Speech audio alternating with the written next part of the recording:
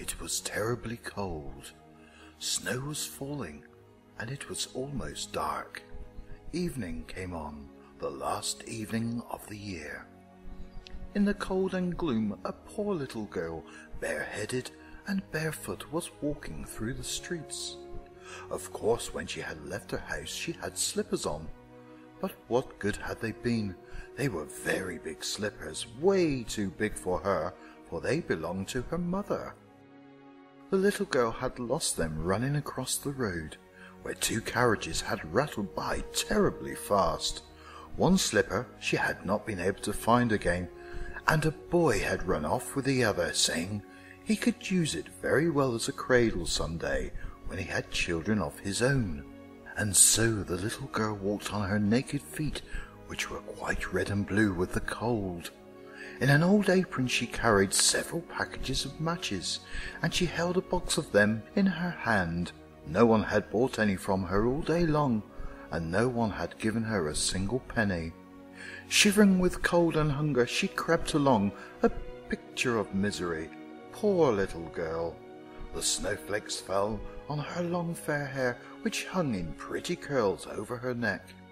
In all the windows lights were shining, and there was a wonderful smell of roast goose, for it was New Year's Eve. In a corner formed by two houses, one of which projected farther into the street than the other, she sat down and drew up her little feet under her. She was getting colder and colder, but did not dare go home, for she had sold no matches nor earned a single penny, and her father would surely beat her. Besides, it was cold at home, for they had nothing over them but a roof through which the winds whistled, even though the biggest cracks had been stuffed with straw and rags. Her hands were almost dead with cold. Oh, how much one little match might warm her, if she could only take one from the box and rub it against the wall and warm her little hands. She drew one out. Scratch! How it sputtered and burned! It made a warm, bright flame like a little candle as she held her hands over it. But it gave a strange light. It really seemed to the little girl as if she was sitting before a great iron stove with shining brass knobs and a brass cover.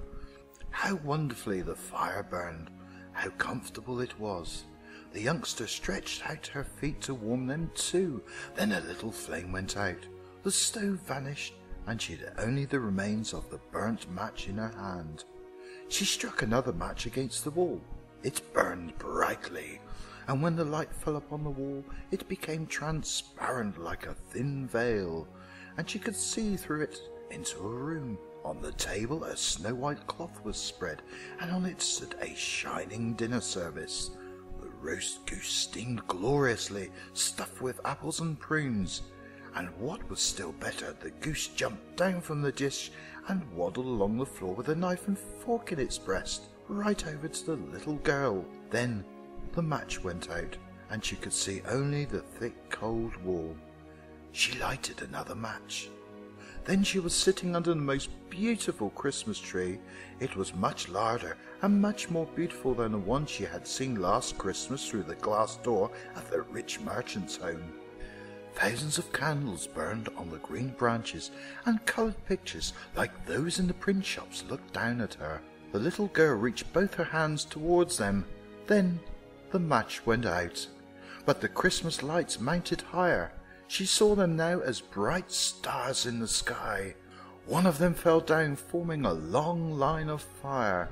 Now someone is dying, thought the little girl, for her old grandmother, the only person who had loved her and who was now dead, had told her that when a star fell down, a soul went up to heaven.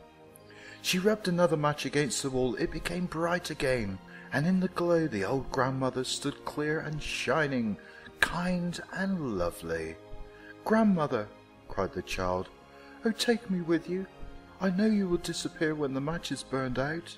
You will vanish like the warm stove, the wonderful roast goose, and the beautiful big Christmas tree."